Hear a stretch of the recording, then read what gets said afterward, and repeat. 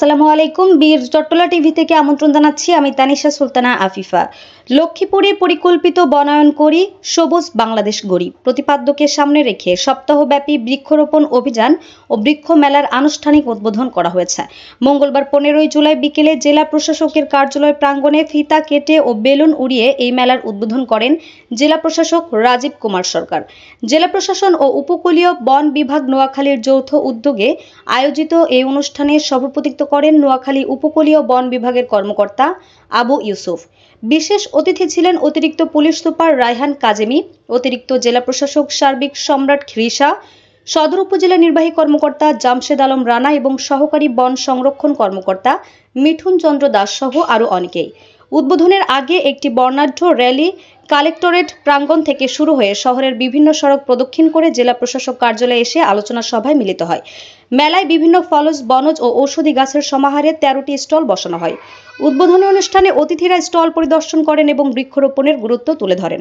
জেলা প্রশাসকের কার্যালয় প্রাঙ্গণে সপ্তাহব্যাপী আমরা উদ্বোধন করেছি বৃক্ষরোপণ অভিযান ও বৃক্ষ মেলা 2025।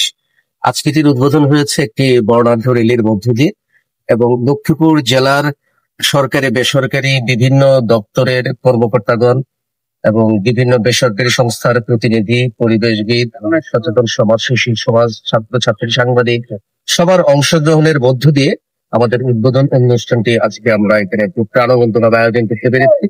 এবং এই জেলার অনেকগুলো নার্সারি এই বৃক্ষ মেলায় খুব সক্রিয়ভাবে অংশগ্রহণ করেছে।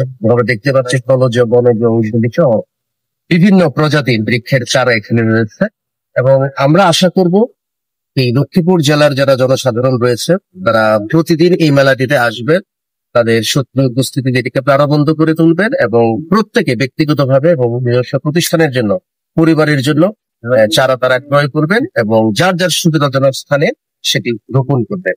আসলে একটি দেশের ভারসাম্যপূর্ণ পরিবেশের জন্য অন্তত 25% বনভূমি থাকা প্রয়োজন। আমরা সেই লক্ষ্য থেকে এখনো অনেকটা দূরে রয়েছি। এই লক্ষ্যমাত্রা যদি আমরা পূরণ করতে চাই, আমরা পৃথিবীকে তথা আমাদের এই বাসভূমি বাংলাদেশকে যদি বাসযোগ্য করে রাখতে চাই, আগামী প্রজন্মের জন্য সুরক্ষিত ও নিরাপদ রাখতে চাই, তাহলে পরিবেশ রক্ষার কোনো বিকল্প নেই। সেই ক্ষেত্রে বৃক্ষরোপণ একটি অত্যন্ত শক্তিশালী হাতিয়ার হিসেবে কাজ করে এবং আমাদের এই আয়োজনটিতে সচেতনতা তৈরির জন্য আমরা প্রতিদিন কিছু না কিছু আয়োজন রেখেছি। ছাত্রছাত্রীদের মধ্যে কুইজ এবং বিতর্ক প্রতিযোগিতা অনুষ্ঠিত হবে পরিবেশকে এবং প্রাণ ও প্রকৃতিকে কেন্দ্র করে, যেন তারাও গাছকে ও প্রকৃতিকে ভালোবাসতে।